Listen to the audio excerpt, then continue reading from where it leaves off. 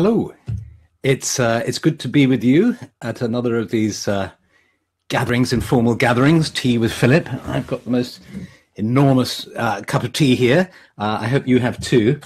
And let's explore some ideas together. Type in where you're from. It's great to see that, and let me know if there are any problems with the sound or the vision. Chloe's in London, so that's great. And we little thumbs up for, which presumably means the sound and the vision okay, which is great. So it's lovely to see you. Hi Beatrice, and hi Sarah and Michael. Great. And Sammy, yes, lovely. And so what I wanted to have a conversation about with today is Tara has her Tetley tea in her hand from Halifax in Canada. That's great. What I wanted to talk about today was I thought last week we touched a really rich vein, really. We started talking about community, how we can foster community, and then moved on from there to talk about loneliness, the whole issue of loneliness. And from there, we moved to looking at this idea of paradoxical intention, or a particular way of relating to difficulties, and in this case to loneliness, which involved allowing rather than resisting. So there was a lot of interesting stuff there, and I suggested looking at the film The Fear of 13 as a kind of as a fascinating example of storytelling and of also these themes. And I just wondered whether if you did manage to see it, do type that in. It'd be interesting to know, and whether you enjoyed it. If this is your first time in the tea here, this is a film that you can find. Unfortunately, it's only on Netflix, I think. There's Jesse saying something I can't avoid. This. Is it possible that gallows humor is a social mechanism developed as an echo of paradoxical intention? Well, I guess it certainly relaxes you. It's certainly a way that people deal with the stress of being in a difficult situation, and therefore it brings, I guess, muscular relaxation and a certain sort of almost humorous acceptance of fate. So I think there is probably some connection there. Madzi says that she thought The Fear of 13 was fabulous. It is really an extraordinary film, isn't it? And there's Pamela Kiora from New Zealand, from the other side of the world. How lovely. Yes, very intense, says Sonia. It was an intense film, extraordinary film. So if you haven't seen it, do have a look at it. And we've got Isalinda from Portugal. That's lovely. And Dustin in Bose, Ohio. So what I really wanted to do is kind of carry on exploring these ideas, because you notice that these events, these meetings that we're having together, are billed as a conversation. And it'd be quite reasonable for you to say, well, let's face it, it's not really a conversation because you're the one who's talking. And, okay, we can type a little bit, but actually you're giving a talk and we're listening in. But I beg to differ, and I think it is a conversation on three counts, really. One of them is to do with where I'm coming from, my attitude. It's very different to give a talk, giving a lecture, standing up and giving a lecture, sort of didactic one-way flow. If I approach, and I do this when I'm giving talks often in Glastonbury and different places as well, if I feel as if I'm amongst equals, I'm amongst friends, and I'm exploring ideas, and I just happen to have the floor at the moment, but then somebody else will have the floor, people have the opportunity to join in. That's where it's coming from. And there's a second reason why I think it's a conversation as well, which is you can actually contribute. You can type in comments, and you can also type them in afterwards, which in a way might be easier for you, because the tricky thing I know about typing in during a live discussion is you kind of miss, if you're somebody like me who can't walk and chew gum, who can only do one thing at a time, as soon as you start typing, maybe you miss what's being heard. But maybe you can multitask and it's easy for you. But the point is that you can join in the conversation later. And of course, it's not ideal. It'd be lovely if we were all sitting around together. But what a wonderful opportunity and privilege to be talking to Kroll in Portugal and Irene from Athens and Pamela from New Zealand and Laurie from Ontario, that we're all able to do this. So there are limitations, of course, but let's make use of this fantastic medium. And you could even argue that in a way, you could say it's better than a standard conversation because it's recorded. And so if an idea triggers something for you, you can look back at it. You've got time to mull it over, and in a couple of days' time, you can type in another idea that's come to you and so on. And then there's a third reason why it's a conversation, I think, which is that we're involved in an ongoing process here. So that what happens in one particular 20-minute period of time we spend together has an influence on the later periods of time. And let me give you an example of this. A few weeks back, I asked people to suggest what we should explore in these conversations together. Lots of suggestions came through, which were lovely. And one suggestion was somebody who said, the mouth of the river. Let's talk about the mouth of the river. And I was fascinated by that because, what on earth do they mean? I thought. But it's connotated, it's like a dream, it's like a symbol. And immediately I started to think about it. And of course, it's the most powerful idea, really. The mouth of the river is where we're by a tidal river here in Lewis. And if you're on a tidal river, there's this conversation between the sea and the river that moves backwards and forwards.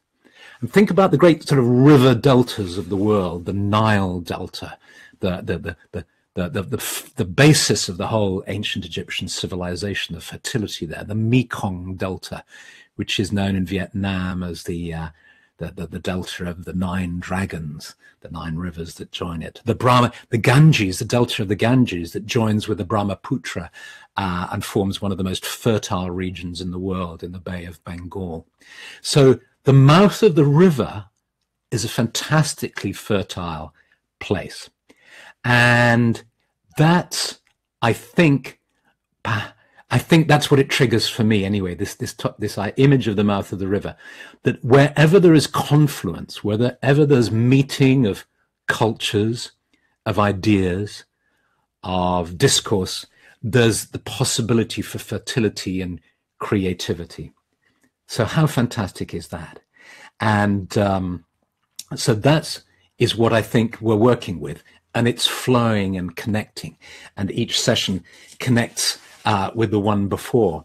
And I want to, and the people who were really kind of got this were the New England transcendentalists, the people like Thoreau and Emerson and Mary Fuller and Bronson Alcott.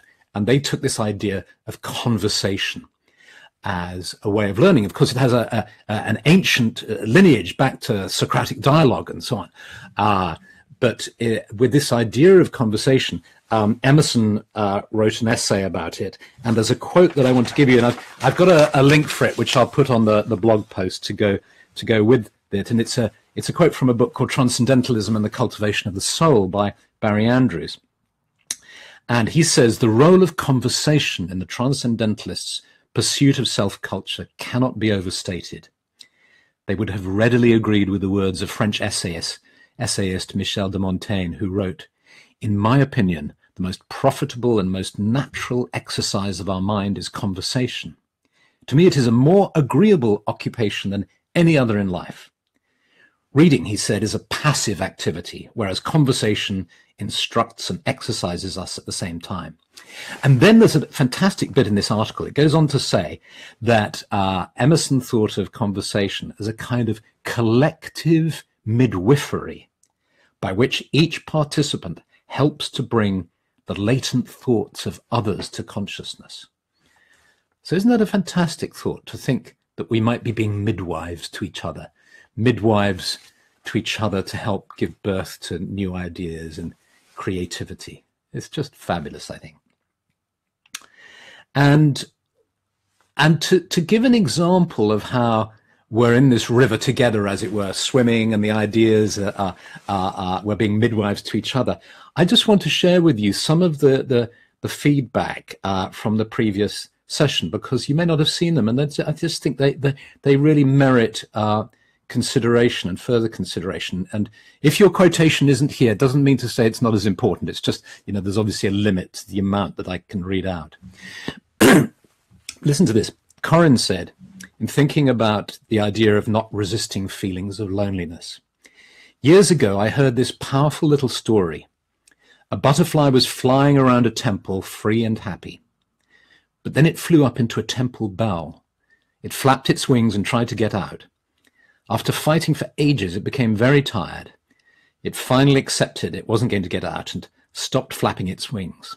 It let go and, of course, fell downwards and was free. This story is always with me, says Koren. In the last 3 years, I've had moments of great despair and loneliness. I realized the solution involves not only embracing and accepting, but also letting go of everything you want in that process. Love, attention, friends, feeling better. Aching for all that eats your energy. It was in those moments of really wanting nothing at all, letting go, that I had 2 very special moments of feeling so loved, loved beyond everything. Those moments have been rare, but they have saved me. Totally letting go, not asking or wanting. It made me feel that I was just a soul connecting with, yes, the universe. This was such a gift, and I can go back to those moments when I want to. You have to go through the gates and transformations on your own, but we are not alone. And then a number of people drew out the distinction we need to make between loneliness and solitude. Jessie said, I often crave solitude as a remedy to the loneliness of living surrounded by people. That's fantastic, isn't it? And Kathy said, as an introvert, I have felt both the sadness and the comforting renewal of aloneness. The older I get, the more I enjoy the silent connection with all. And I think that's really interesting, isn't it? It's how good it can feel to sit in what one might call a meaningful silence together. And I often feel like that in our meetings together when we do the meditations at the end, and there's just a brief pause, just a moment of silence. And yet there's a beautiful feeling of connection. It's possible to have that. And then just a few more quotes for you.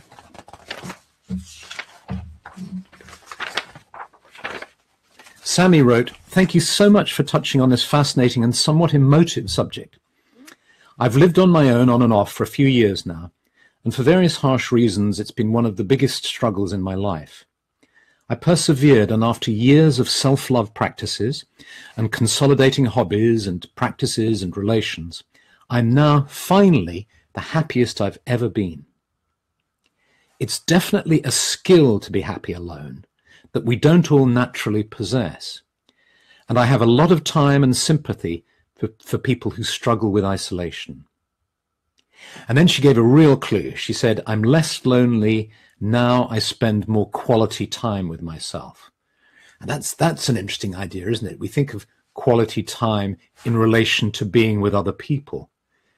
But how nice to relate that to one's own self, to giving quality time to oneself. And then Todd said, sitting under a willow always makes me feel better, which introduces us to the idea that trees can be our friends, as of course can other plants and animals.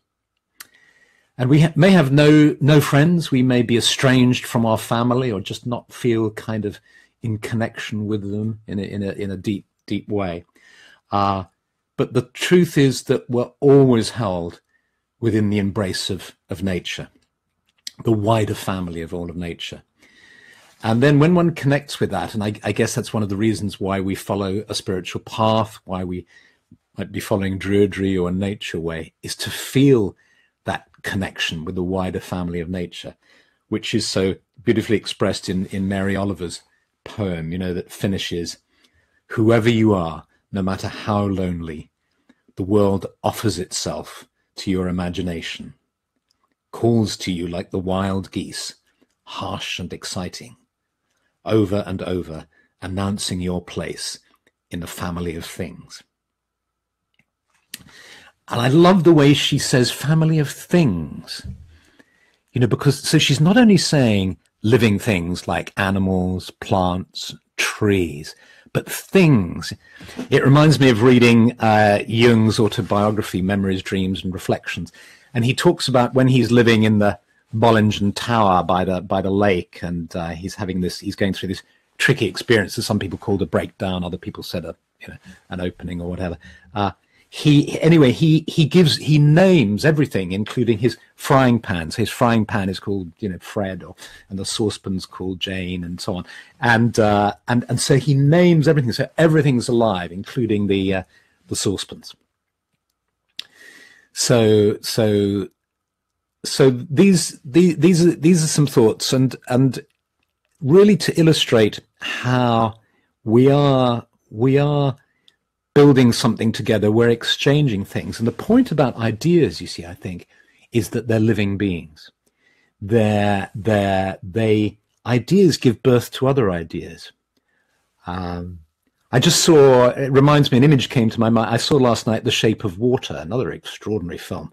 And there's a scene in it where she's looking out of the window of a bus, and the camera focuses on the drops of water, and 2 drops of water just join together and become 1 drop. It's very beautiful. And of course, in that context, it's talking about love. She's falling in love, and the union that brings. But ideas come together like those drops as well, and form bigger ideas and form connections and relationships. And so let's now have a little bit of meditation. Let's just enjoy the fact that we're all together now, and that however lonely we are, no matter how lonely or however alone we might be, just us and the computer, just ourselves and the computer, in reality, we're part of this great web of connection and of light, part of many webs. This one web and connection we're in now is this web that's connecting hundreds of us all over the world. And we picture that as being together in a sacred grove. We see ourselves sitting in a sacred grove, and there are still people arriving, companions arriving from every direction, and just quietly sitting and getting settled.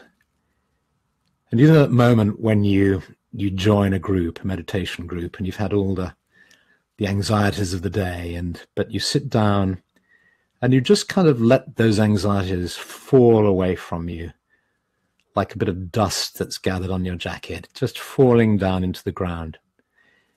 And you close your inner eyes. You still feel that connection with everybody sitting in the circle, all equal, just looking around, closing your eyes, and then just allowing a sense of the earth beneath you, feeling the strength and the stability of the earth.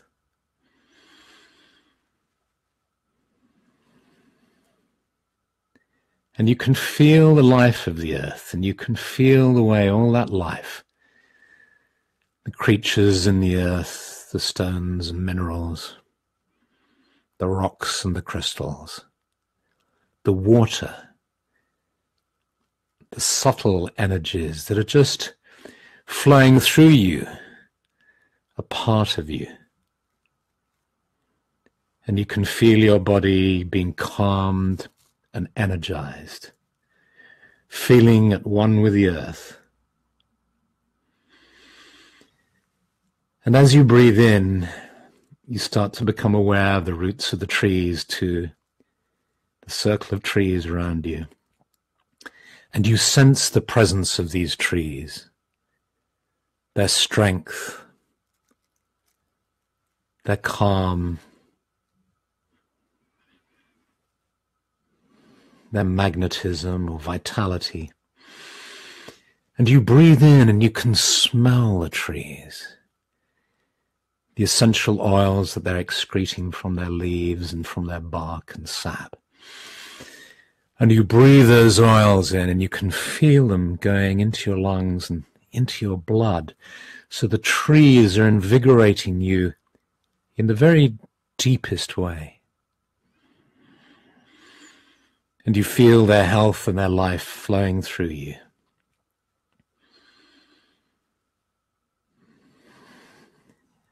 And you become aware of the sky above you. And you breathe in the energy of the sky.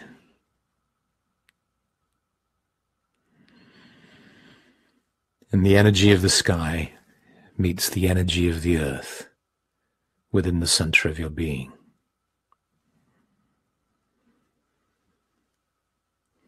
And there's nothing to do, nothing to think or feel, just being. Being here with the earth and the sky and the trees.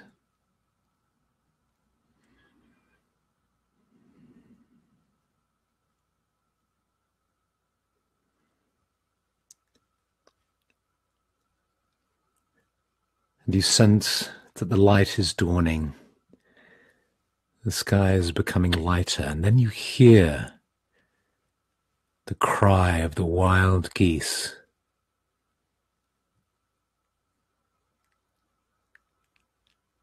And it's coming closer, and then you start to see high above you a flock of wild geese flying overhead.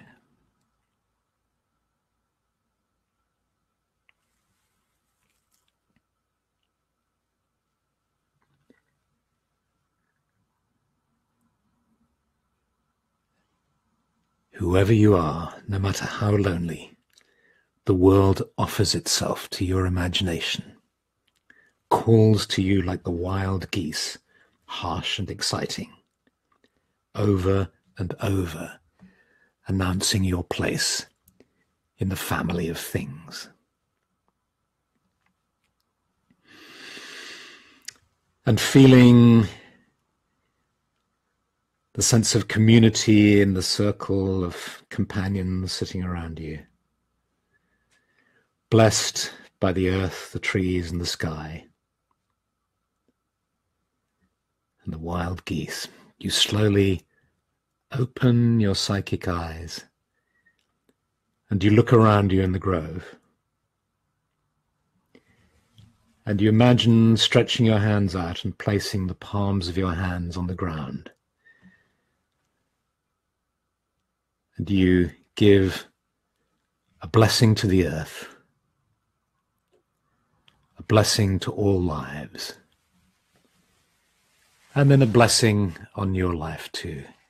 And you bring both your hands together to your chest, to your heart. You imagine bringing your hands up from being on the earth to coming up to your heart, so you feel the warmness of your palms in your chest, in your heart. A blessing on our lives, a blessing on the land. And then slowly you open your eyes to find yourself sitting in front of your computer, your tablet, or your phone. And we've come to the end of our session. And I'm going to now make another cup of tea so it's hot. And I'll pop this up on YouTube and on my blog. On the blog, I've written some notes and I've got a link to the article on the Transcendentalists' use of conversation. And then I will take great pleasure in reading what you've written. And in a few days' time, I'll have another look, because some more thoughts may come to you about this process, this adventure, this conversation that we're embarked on. So lots of love, lovely to see you, and hopefully see you again next week. Okay, bye.